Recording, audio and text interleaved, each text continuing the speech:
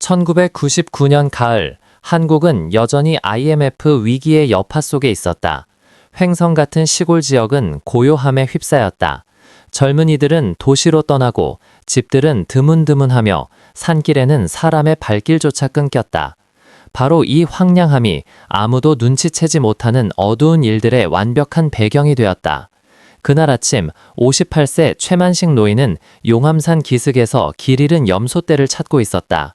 하지만 숲 가장자리에 다다랐을 때 염소들은 모여서서 한 발짝도 나아가지 못하고 있었다. 평소 숲길을 잘 아는 염소들이 떨며 뒤로 물러나 앞쪽 어두운 땅을 바라보고 있었다.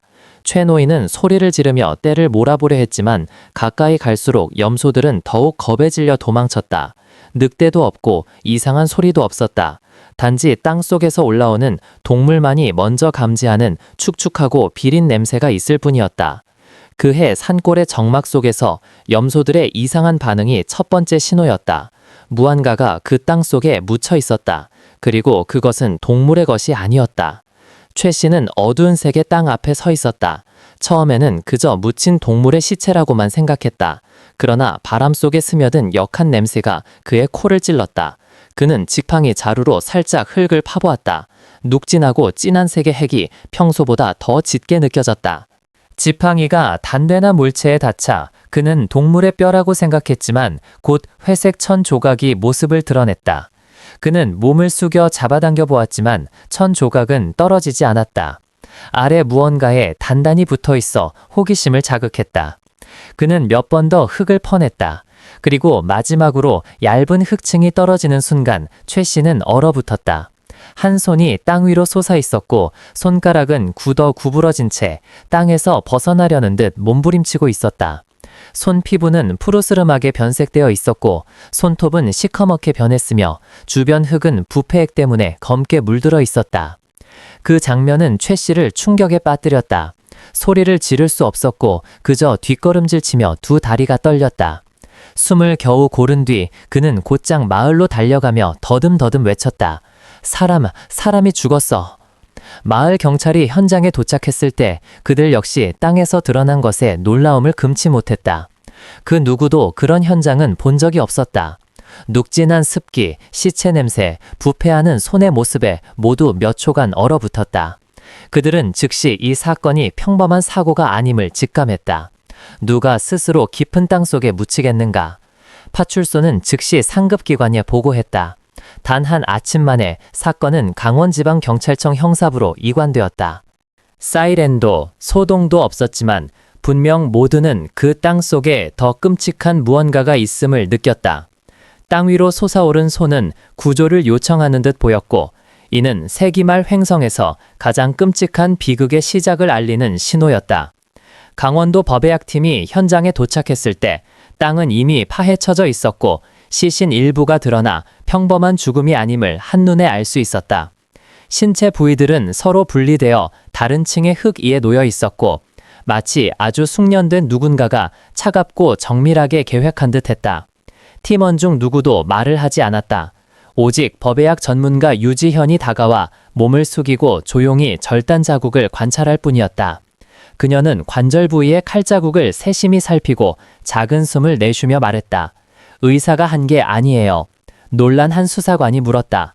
유지현은 뼈 가장자리를 가리키며 말했다. 의사는 치료하거나 연구를 위해 절단합니다. 몸 구조와 조직층에 따라 자르죠. 그런데 이 사람은 해부학에는 관심이 없어요.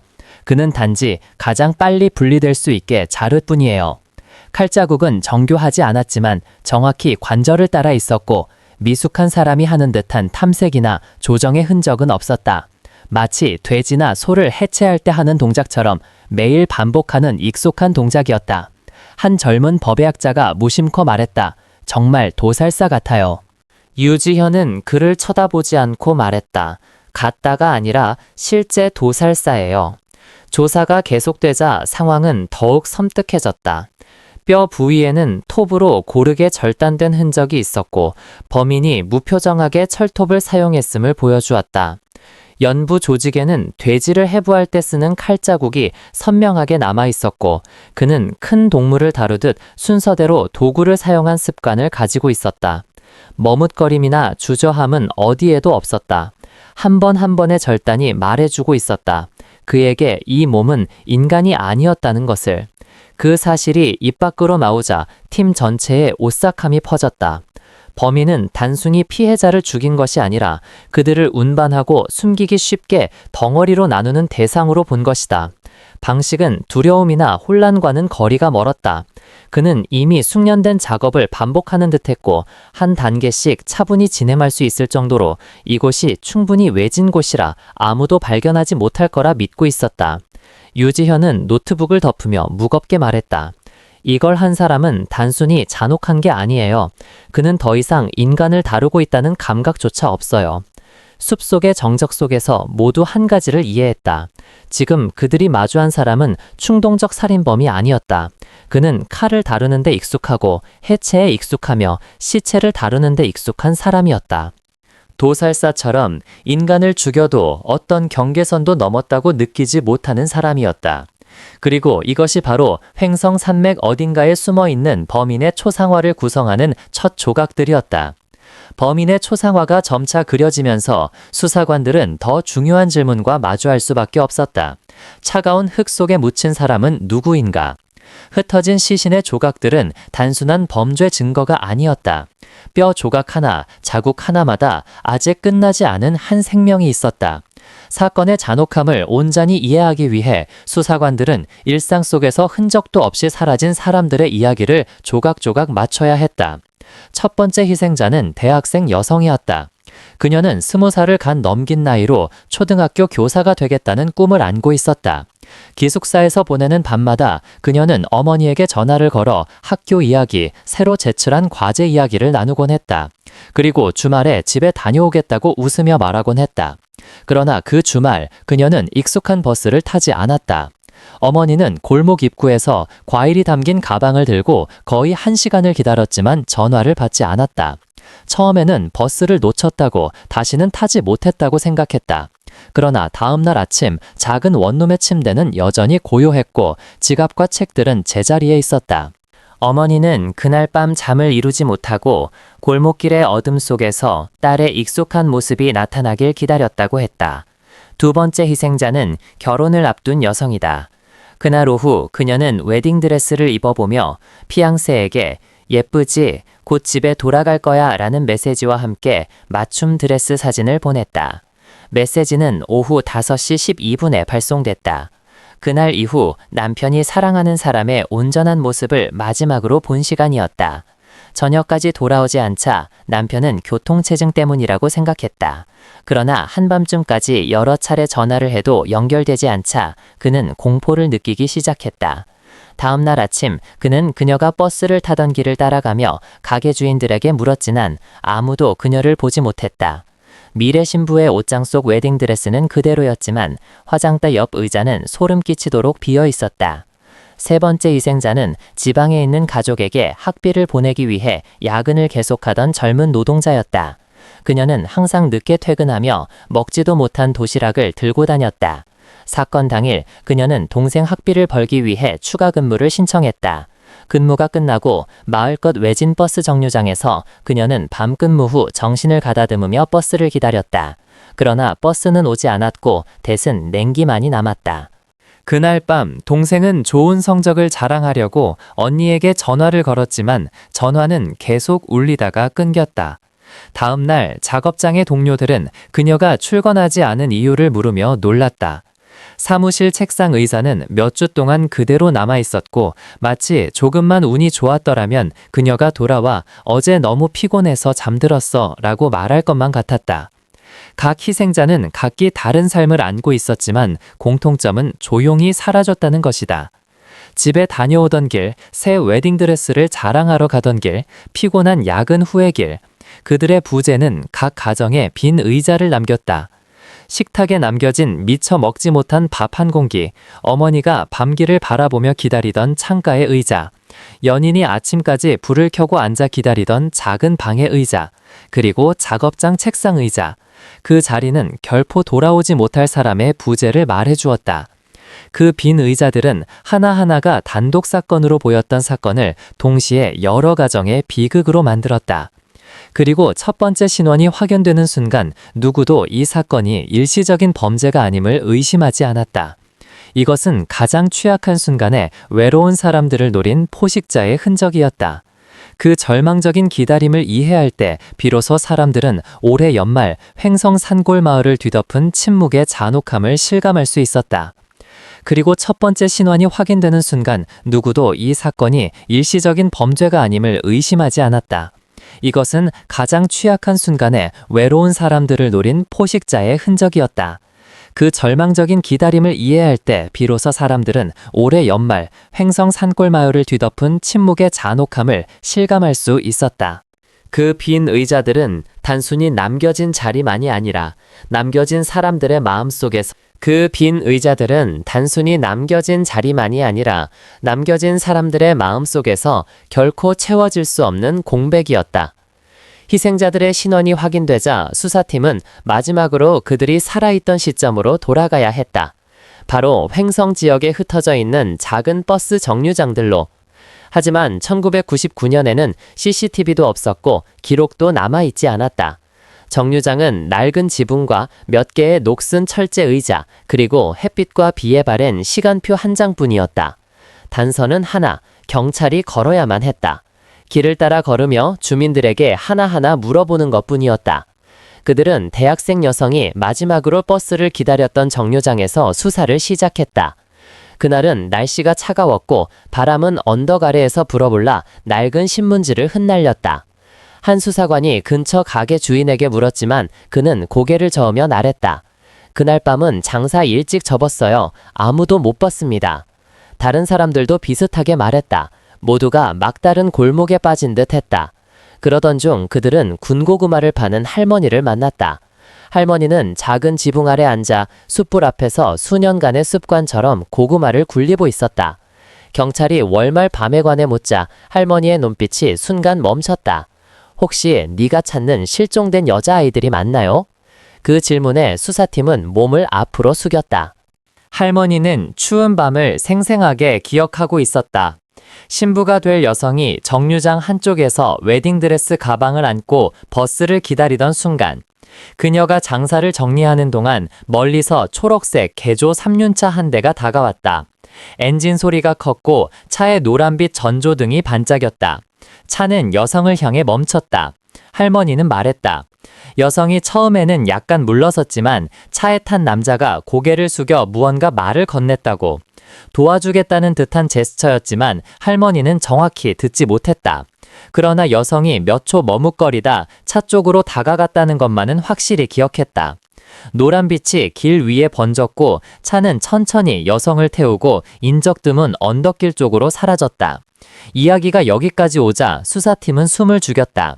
한 수사관이 다시 물었다. 차 색깔이 뭐였죠?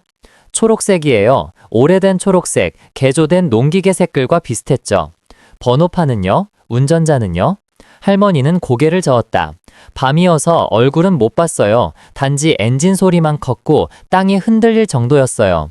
그 작은 단서가 절망 속 수사의 유일한 빛이 되었다. 오래되고 초록색 3륜차, 밤마다 이동하며 여러 정류장에 나타날 수 있는 차. 더 이상 우연이 아니었다.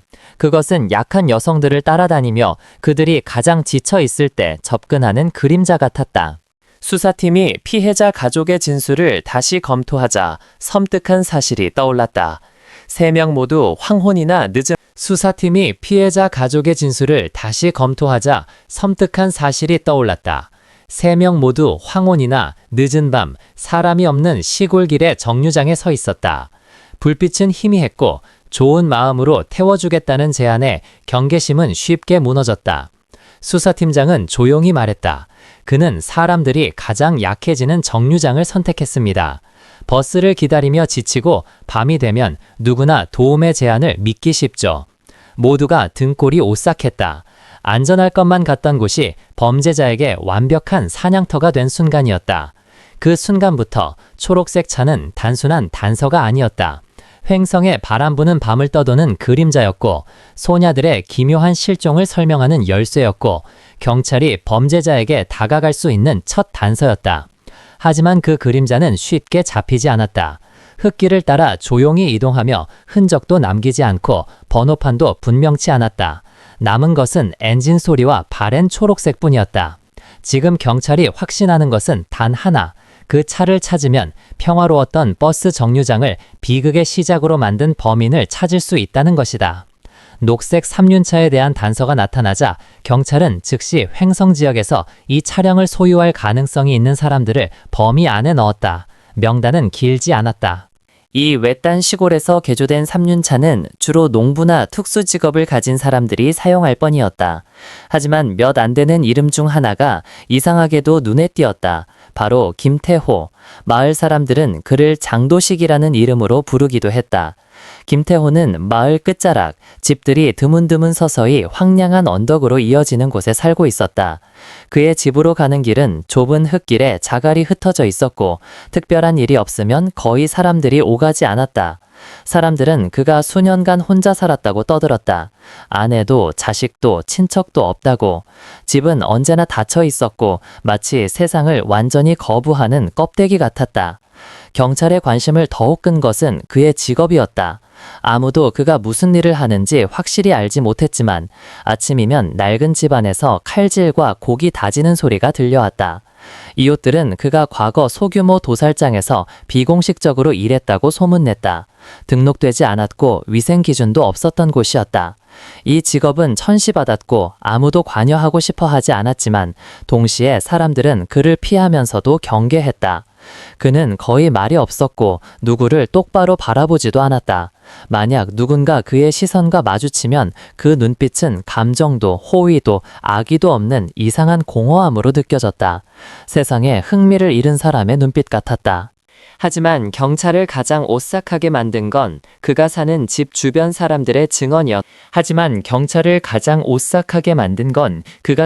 주변 사람들의 증언이었다. 여러 밤 동안 그들은 김태호 집에서 라디오 소리가 크게 울리는 것을 들었다. 음악도 최신 뉴스도 아니었다. 잡음 섞인 시사 프로그램과 가끔씩 옛 영화의 해설 소리였다. 처음에는 사람들이 그가 귀가 먹은 줄 알았다. 어떤 사람들은 그를 기이한 사람이라고 했다. 하지만 수사관들은 바로 그 라디오의 진짜 의미를 이해했다. 그 소리는 그가 아무도 듣지 못하게 숨기고 싶은 소리를 가리기 위해 크게 틀어놓은 것이었다.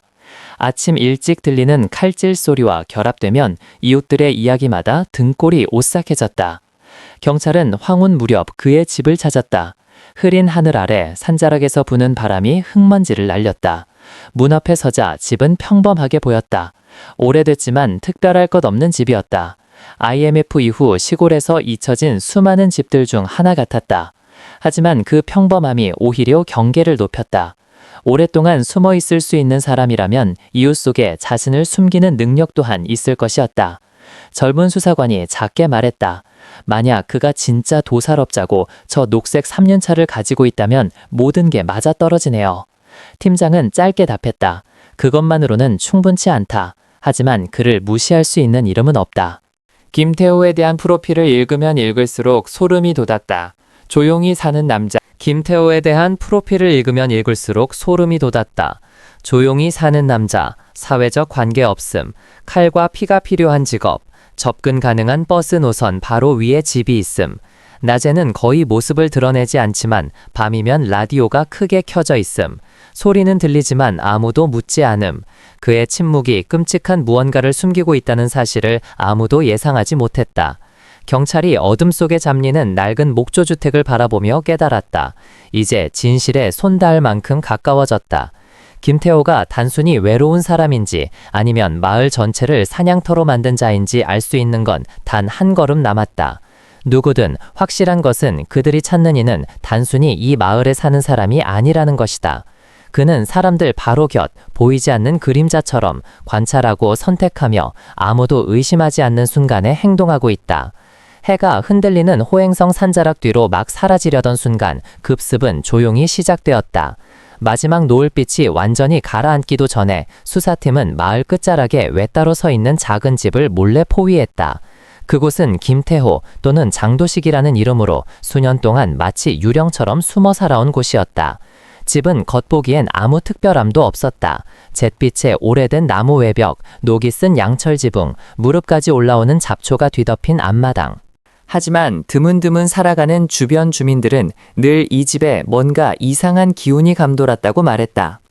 그가 무슨 나쁜 짓을 하는 걸 직접 본 적은 없었지만 집 앞을 지날 때마다 등골을 누르는 묘한 압박감이 있었다는 것이다.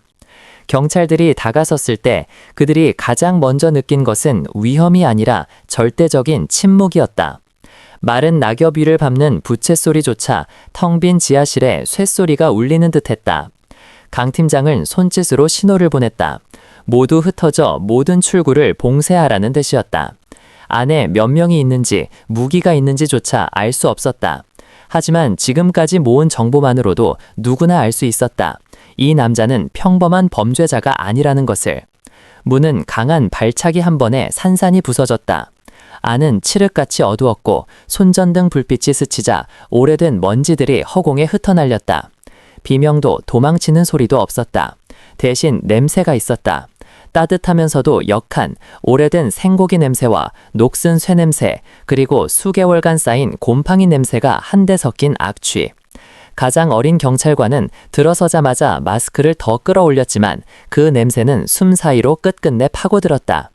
거실은 좁고 어질러져 있었지만 경찰들을 전률하게 만든 건 따로 있었다. 모든 창문이 두꺼운 나무판으로 막혀 있었다. 빛 한 줄기도 들어오지 않았고 소리 한 톨도 빠져나갈 수 없었다. 이곳은 이미 하나의 상자였다. 빛 한 줄기도 들어오지 않았고 소리 한 톨도 빠져나갈 수 없었다. 이것은 이미 하나의 상자였다. 그가 숨기고 싶은 것을 완벽히 가두어두는 공간. 수사팀이 안쪽으로 더 들어가자 모두를 움찔하게 만드는 장면이 나타났다. 방 한가운데 놓인 침대. 그런데 침대 아래 나무 바닥에는 깊고 날카로운 긁힌 자국들이 있었다.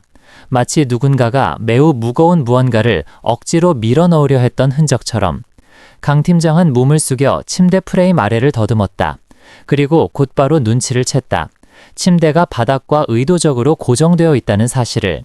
흔들리지 않게 고정한 것이 아니라 무언가를 감추기 위해 고정한 방식이었다. 그는 짧게 명령했다. 들어 올려. 세 명이 동시에 힘을 주자 딱 하고 마른 소리가 울리고 방 안이 숨막힐 듯 고요해졌다. 침대 아래에는 네모난 나무판이 있었다. 지하로 내려가는 입구였다. 그 순간 모두 깨달았다. 이 집은 집이 아니었다. 이곳은 사냥굴이었다. 그가 매일 잠드는 바로 그 아래 희생자들을 가둬두는 병적인 은신처. 그는 희생자들의 물음소리를 들으며 잠들었다. 그에게 그것은 숨쉬는 것만큼이나 자연스러운 일이었다. 지하실 문을 열자 아래에서 올라온 공기는 숨이 턱 막힐 정도로 탁했다. 손전등을 비추자 가장 먼저 눈에 들어온 것은 차갑고 거친 석재 작업대였다. 그 위엔 이미 오래전에 말라붙은 갈색 얼룩이 남아있었다. 주변에는 돼지 도축용 칼, 쇠톱, 밧줄, 그리고 천장들보에 박힌 고기 거리들이 줄지어 있었다. 몇몇 도구에는 말라붙은 붉은 녹빛 흔적이 남아있었고 아무도 그것이 무엇인지 입 밖에 꺼내지 못했다. 하지만 모두를 얼어붙게 한 것은 지하 벽 한쪽에 놓인 오래된 나무 상자였다. 강 팀장은 숨을 눌러 담고 상자를 열었다. 그 안에는 그에게 속하지 않는 물건들이 들어있었다. 학생증, 뚜껑이 부러진 빨간 립스틱, 머리글자 하나가 수놓인 손수건, 작은 귀걸이 한 쌍. 평범하고 사소한 물건들이었지만 이 캄캄한 지하실 안에서는 모두 비명이 담긴 증거였다. 이것은 그의 전리품이었다. 호행성에서 사라진 소녀들의 삶에서 마지막으로 남은 조각들. 그가 아껴둔 이유는 슬픔이 아니라 그릇된 소유욕과 왜곡된 쾌감 때문이었다. 짙은 어둠 속에서 경찰들은 명확히 깨달았다. 그들은 지금 단순한 범죄자의 집을 수색하는 것이 아니라 사람과 짐승의 경계를 넘어선 자의 은신처로 들어온 것이다. 수년간 밤마다 크게 틀어놓았던 라디오는 사실 지하에서 질식되어 사라진 비명들을 감추는 방음막에 불과했다. 전부 밖으로 가져와. 강 팀장은 분노를 억누르며 말했다. 그는 알고 있었다. 그 순간 이 평온한 시골 마을을 덮고 있던 커튼이 완전히 찢겨졌다는 것을. 그리고 이 작은 집안에 숨겨져 있던 진실은 앞으로도 오랫동안 호행성을 따라다닐 악몽이 될 것이라는 것을. 강원지방경찰청 강력범죄수사과의 신문실은 그날 밤 숨이 막힐 만큼 무거운 공기로 가득 차 있었다.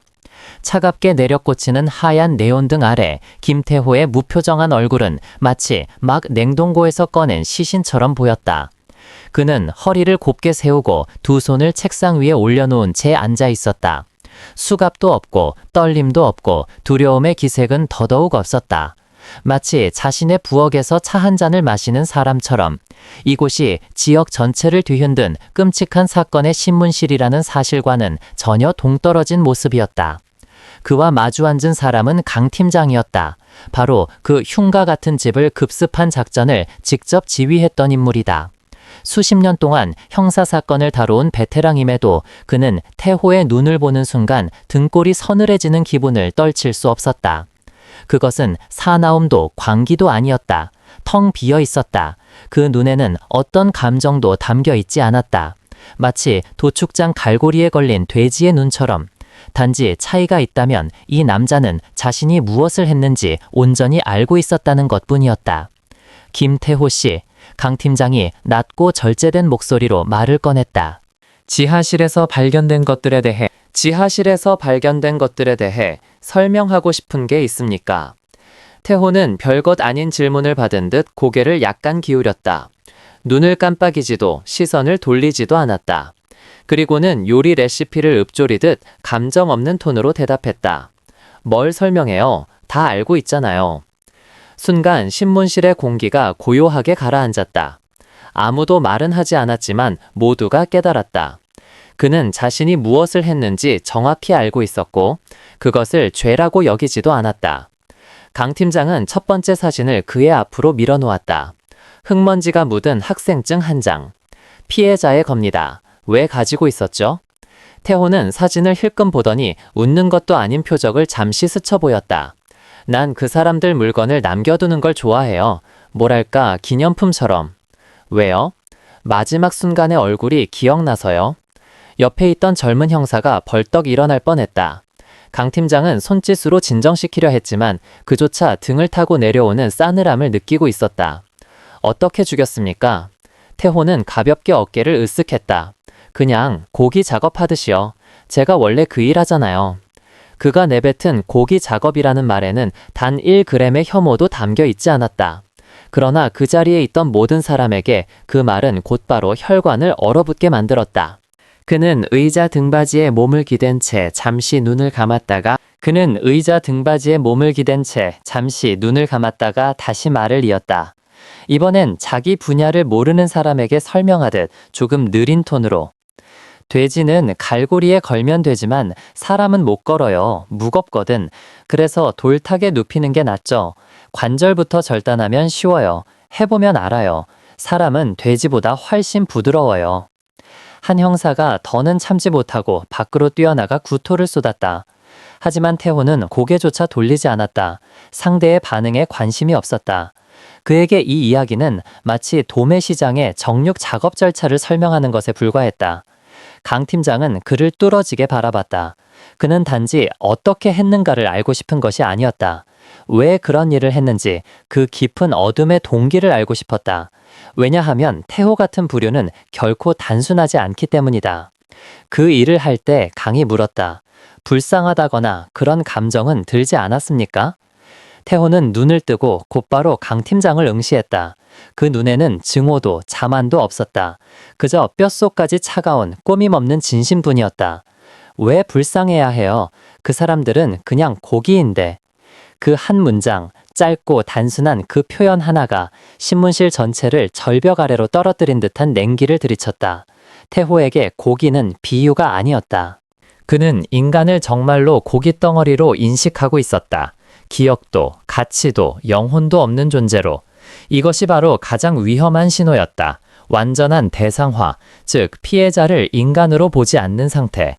심각한 반사회적 성향, ASPD를 가진 자들에게는 공감은 거의 존재하지 않는다. 그들은 분노해서 죽이는 것도 아니고 망설이거나 떨지도 않는다. 그저 절대적인 통제감을 느끼기 위해 사람을 죽인다. 강 팀장은 다시 물었다. 그렇다면 후회는 합니까? 태호는 바싹 마른 웃음을 한번 흘렸다. 그리고는 모든 형사들의 심장을 먹게 만드는 말을 던졌다. 후회요. 글쎄요, 너무 일찍 잡힌 게 아쉬울 뿐이죠. 도발도 자랑도 아니었다. 그저 진심이었다. 그는 아직 더 많은 권력의 순간을 누리지 못한 것을 안타까워하고 있었다.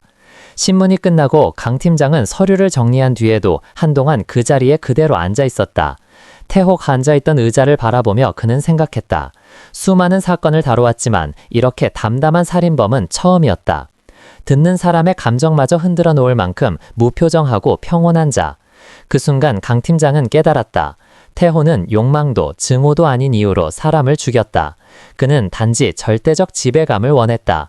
밖에서는 실패자이며 사회의 가장자리에서 살아가는 존재였지만 어둡고 좁은 지하실 안에서는 신이었다. 그리고 그 사실, 그 벗겨진 진실, 얼어붙을 만큼 차가운 그 진실이야말로 그가 저지른 모든 범죄보다 더 소름 끼쳤다. 재판이 열리던 날 횡성은 숨조차 멈춘 듯 고요했다. 주변 마을 사람들은 새벽부터 강원도 지방법원 앞마당을 가득 메우고 있었다. 초겨울의 차가운 공기가 분노와 울분이 뒤섞인 얼굴에서 하얀 숨결로 흩어졌다. 모두가 그 살인범이 법의 심판 앞에 서는 순간을 직접 목격하고 싶어 했다. 이제 이 사건은 더 이상 한 건의 살인사건이 아니었다. 온 마을의 상처였고 그 해의 비극을 아직도 견디는 중인 생생한 아픔이었다. 법정 안에는 피해자 유가족석이 이미 가득 찼다. 나무색의 법정 안에서 세 장의 흰 상복띠가 유독 눈에 띄었다. 그 하나하나가 미처 끝맺지 못한 이야기였고 피어오르던 미래가 잔인하게 잘려나간 한 삶이었다. A양의 어머니는 맨 앞줄에 앉아 있었다. 손에는 딸이 만들다만 손수건이 쥐어져 있었다. 손끝이 계속 떨렸지만 그녀의 눈에는 더 이상 눈물이 흐르지 않았다. 딸의 시신이 확인된 날 그녀는 이미 모든 눈물을 다 흘려버렸다. 비군의 아버지는 의자 끝을 꽉 움켜쥔 채 입술을 세게 다물고 있었다. 예전엔 누구보다 강인한 사람이었지만 그 사건 이후 그의 머리는 순식간에 희끗해졌다.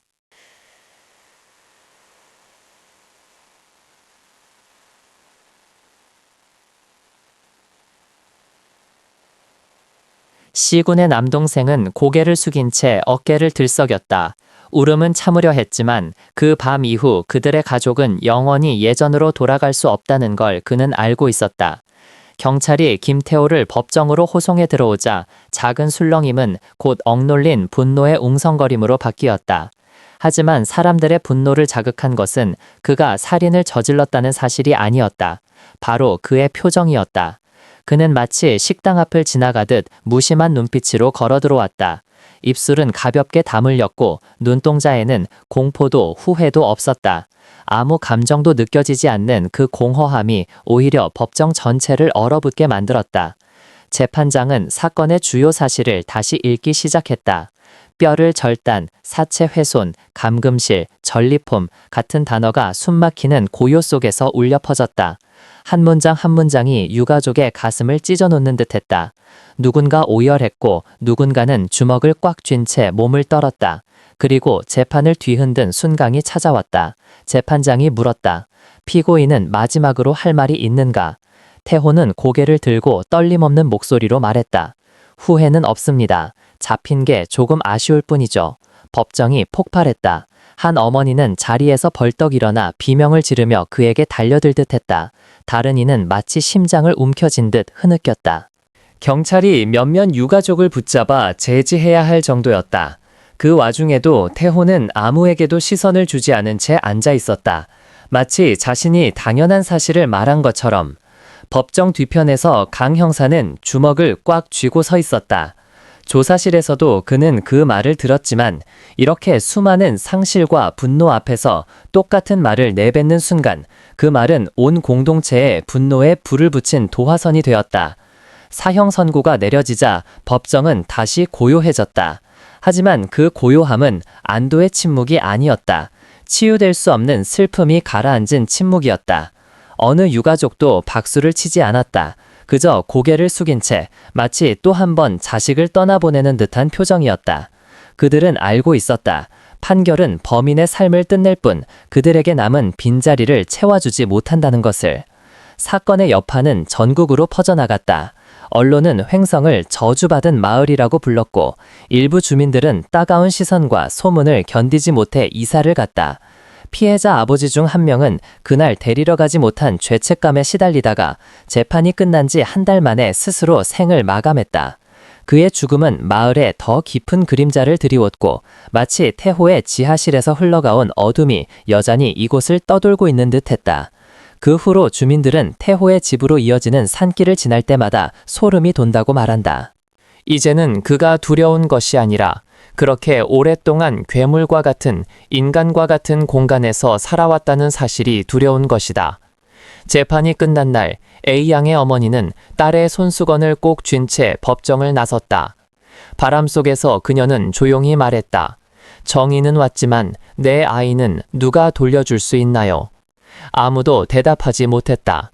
이 죄악의 대가는 어떤 재판으로도 씻어낼 수 없다는 걸 모두가 알고 있었기 때문이다. 여러 해가 지나 사형 선고가 내려진 날은 이미 오래된 추행이 되었지만 가을 오후에 횡성으로 가서 김태호가 살던 집으로 이어지는 흙길 앞에 서보면 아직도 공기 속 어딘가에 무언가가 남아있다는 느낌을 받게 된다. 그건 예전처럼 죽음의 냄새도 아니고 두려움도 아니다. 마치 산 허리를 스쳐 지나가는 찬바람처럼 서서히 스며드는 깊은 슬픔에 가깝다. 집은 이미 철거되었고 지하실도 봉인되었지만 그곳에 대한 기억은 여전히 주민들의 입을 통해 살아있다. 사람들은 더 이상 그 집을 살인자의 집이라고 부르지 않는다. 대신 훨씬 담담한 이름으로 부른다. 3명의 생명을 앗아간 집.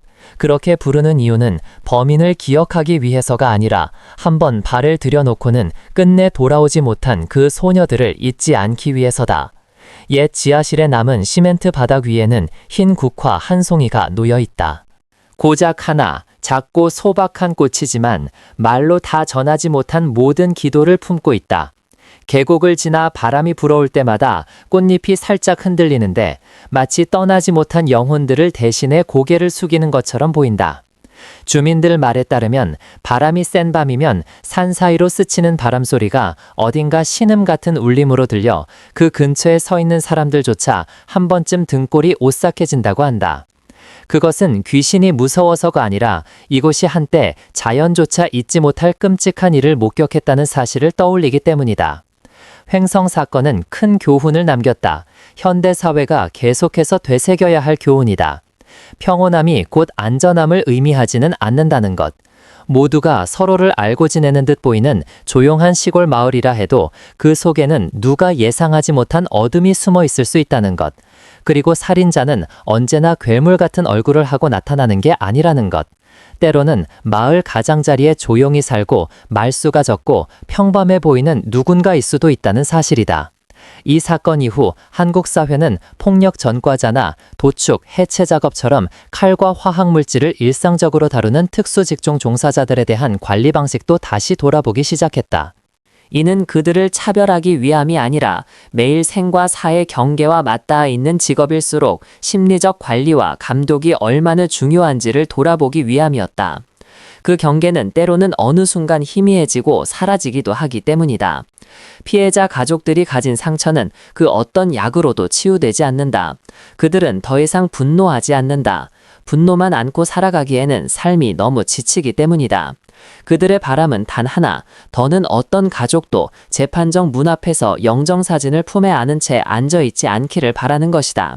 그리고 횡성 사건의 이야기는 전해져야 한다. 공포를 터뜨리기 위해서가 아니라 죄악은 언제나 가장 평범해 보이는 곳에 숨어있다는 사실을 잊지 않기 위해서다. 이 이야기를 마무리 짓는 장면은 결국 옛 지하실 앞에 흰 국화 한 송이다. 그것은 기념비도 추모비도 아니다. 하지만 이 땅의 슬픔을 온전히 담아낸 상징이 되었다. 꽃잎 하나하나가 말한다. 억울하게 떠난 영혼들은 여전히 기도를 필요로 하고 기억을 필요로 하며 사회가 그런 비극을 다시는 반복하지 않겠다는 약속을 필요로 한다고. 그리고 또다시 바람이 횡성의 산등성이를 스쳐 지나간다. 공기 속 어딘가에 섞여 있는 낮은 속삭임처럼. 그것은 마치 그 불운한 소녀들의 목소리가 매아이처럼 되돌아오는 것 같다. 부드럽지만 오래 남는 울림으로. 이 아픈 진실을 잊지 말아달라고. 두려움을 키우기 위해서가 아니라 평온해 보이는 세상 속에서도 늘 깨어 있으라 말하는 듯하다. 이야기는 여기서 끝나지만 횡성에서 들려오는 메아리는 아직도 계속되고 있다.